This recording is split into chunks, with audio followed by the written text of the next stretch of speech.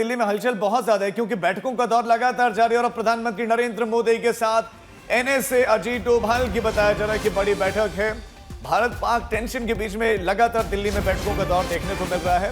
PM Modi के साथ NSA Ajit Doval की बैठक है।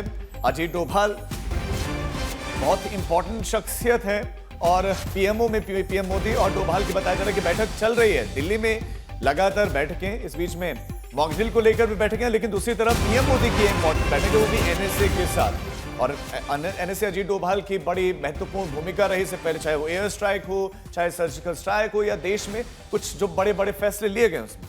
जितेंद्र बहादुर भी हमारे साथ हमारे सहयोगी लगातार मौजूद हैं। ये बैठक कब आगे क्या दिखाती है, क्या संकेत इससे? देखिए अर्पिता, एनएसए अजीत डोभाल जो है वो प्रधानमंत्री नरेंद्र मोदी से इस समय रेगुलर उनकी मीटिंग हो रही है। जिस तरीके का हालात इस वक्त बने हुए हैं पहलगाम हमले के बाद, कल भी हमने देखा कि शाम को प्रधानमंत्री नरेंद्र मोदी जो है वो प्रधानमंत्री कार्यालय पहुंचे और उसके तुरंत बाद जो है एनएसए अजीत डोभाल वहां पर पहुंचे और उनके साथ एक बैठक भी हुई। उसी दौरान केंद्रीय गृह सचिव भी उस बैठक में शामिल हुए। तो ये कहा जा रहा है कि जिस तरीके की सिचुएशन बनी हुई है, दिल्ली में बैठकों का दौर लगातार जारी है। इससे पहले हमने देखा कि सीसीएस की जो बैठक हुई, 2 बार सीसीएस की बैठक हो चुकी। रक्षा मंत्री राजनाथ सिंह ने तीनों सेनाओं के प्रमुखों से उनकी मुलाकात हुई। उन्होंने इस बैठक में तमाम सेना की तैयारियों के बारे में जायजा लिया। साथ ही प्रधानमंत्री, कोई ऐसा दिन नहीं गुजरता है जिस दिन उनके द्वारा बैठक न किया जाए। कल भी हमने देखा कि रक्षा सचिव के साथ प्रधानमंत्री नरेंद्र मोदी की बैठक हुई और उसमें तमाम जो रक्षा तैयारियां हैं उनके बारे में जानकारी उनके द्वारा लिया गया। तो लगातार बैठकों का दौर दिल्ली में जारी है और इसका मकसद यही है कि जो बॉर्डर में जिस तरीके की सिचुएशन बनी हुई है, इसके साथ साथ दिल्ली में जो मीटिंगें चल रही हैं जिसमें सिविल डिफेंस ट्रेनिंग की तैयारियों को लेकर के बैठक की जा रही, तो कुछ बड़ा होने वाला है, इस तरीके की बातें लगातार की जा रही हैं। और इन बैठकों के पीछे का उद्देश्य भी यही है कि जिस तरीके का हमला पाकिस्तान प्रायोजित आतंकवादियों के द्वारा पहलगाम में किया गया और जो बेकसूर नागरिक हैं उनको मारा गया, ऐसे में अब देश जो है इन तमाम चीजों को लेकर के किसी भी तरीके से जो है वो उसको बख्शा नहीं जाएगा। ये पॉलिटिकल तौर पर तय कर लिया गया है और चल रहे हैं, मॉकड्रिल की तैयारियां भी हैं।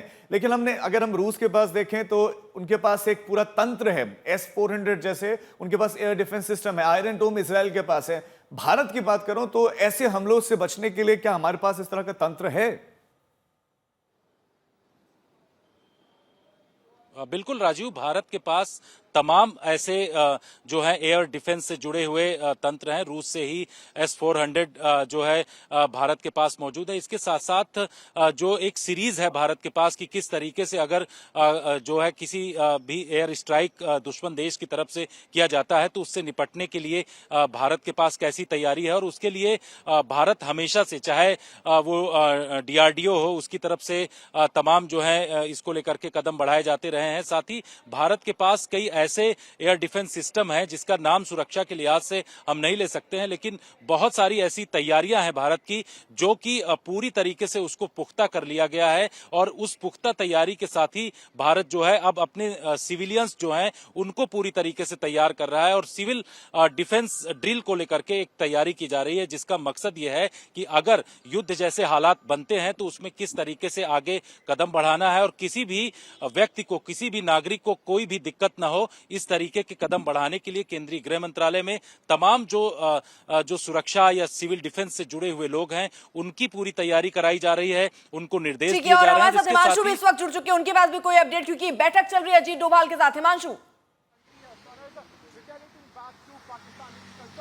देखिए बिल्कुल पिछले 15 मिनट से जो है अजीत डोभाल जो राष्ट्रीय सुरक्षा सलाहकार हैं उनकी मुलाकात जो है प्रधानमंत्री नरेंद्र मोदी के साथ चल रही है। कल भी उन्होंने प्रधानमंत्री नरेंद्र मोदी से जो है प्रधानमंत्री कार्यालय के अंदर मुलाकात की थी और ये माना जा सकता है कि अब जो है भारत पूरी तरीके से सैन्य कार्रवाई को लेकर जो है अंतिम रणनीति बना रहा है।